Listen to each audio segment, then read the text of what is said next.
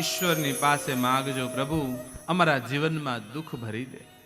જ્યારે જ્યારે દુઃખ આવે ને ત્યારે ત્યારે ઈશ્વર યાદ આવતો હોય છે. ભગવાનની પાસે માગશો નહીં, લાયક બની જાજો. અને જોજો ગમે એટલું માંગશો ને તો એ ભગવાન નહીં આપે. કારણ ભગવાનને ખબર છે જો હું અત્યારે રૂપિયો આપી દઈશ ને તો આ રૂપિયાના મદમાં પાગલ બનશે ને મને ભૂલી જશે. ક્યારે આપવું, કેટલું આપવું ઈશ્વર જાણે છે.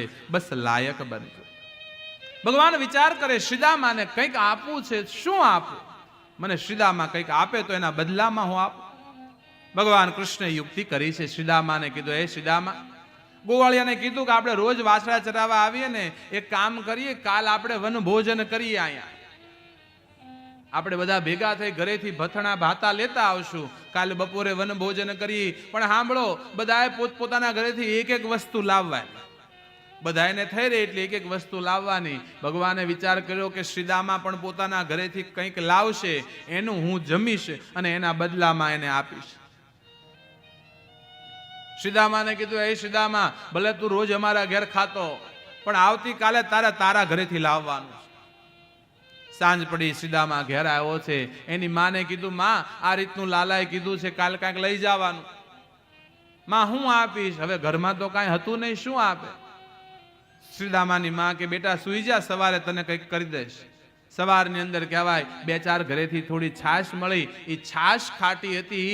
એ એક દોણી મટકીમાં ભરી મોઢું બાંધી કીધું, લે બેટા છાશ લઈ જા.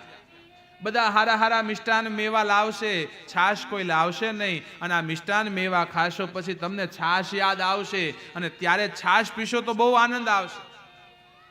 છાશની એ મટકી આપી છે. શ્રીદામા અને કહેવાય ગોવાળિયાઓની સાથે ભગવાન યમુના તટ પર વાછરા ચરાવવા આવ્યા છે. ભગવાન વાછરા ચરાવે છે.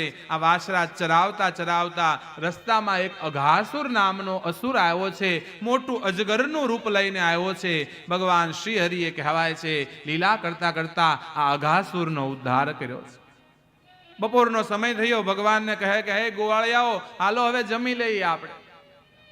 યમુના કિનારે એક બાજુ વાછરા ચરે છે, બીજી બાજુ ભગવાન ગોવાળિયાને લઈને બેઠા છે.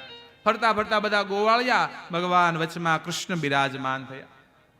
બધા પોતપોતાનું જે કાંઈ લાવ્યા હતા ખોલી ખોલીને આપે છે.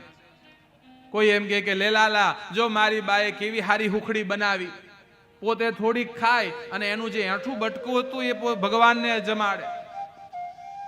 કોઈ શીરો લાવ્યા છે, કોઈ દૂધપાક લાવ્યા, પહેલા પોતે ખાય. બહુ મીઠું લાગે, લે લાલા, મારી માએ જો બહુ મીઠું મીઠું બનાવ્યું, આલે તું આ જમી લે.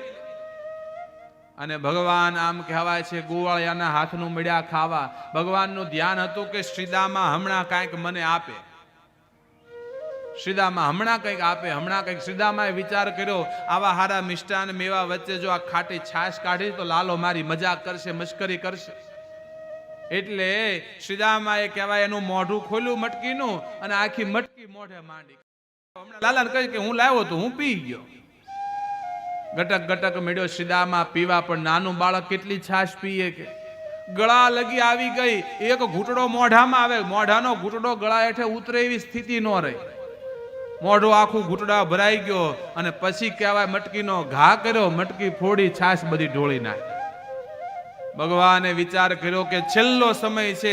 આ એના ગળામાં જે મોઢામાં જે ઘૂંટડો ભર્યો છે એ ઘૂંટડો જો ગળા હેઠે ઉતરી ગયો તો પછી મોકો મળશે નહીં. ભગવાન એકદમ ઊભા થયા. ભગવાન દોડ્યા અને શ્રીદામાના મુખ પર પોતાનું મુખ પધરાયું, ઓઠ ઉપર ઓઠ મૂકી અને શ્રીદામાના જે મોઢામાં જે ઘૂંટડો ભર્યો હતો બે ગાલ ઉપર ભગવાને મુક્કા માર્યા અને શ્રીદામાના મુખમાંથી એ છાશની પિચકારી નીકળી ભગવાને પોતાના મુખમાં લીધી અને એના બદલામાં ભગવાન શ્રીદામાને ઐશ્વર્ય આપ્યું છે.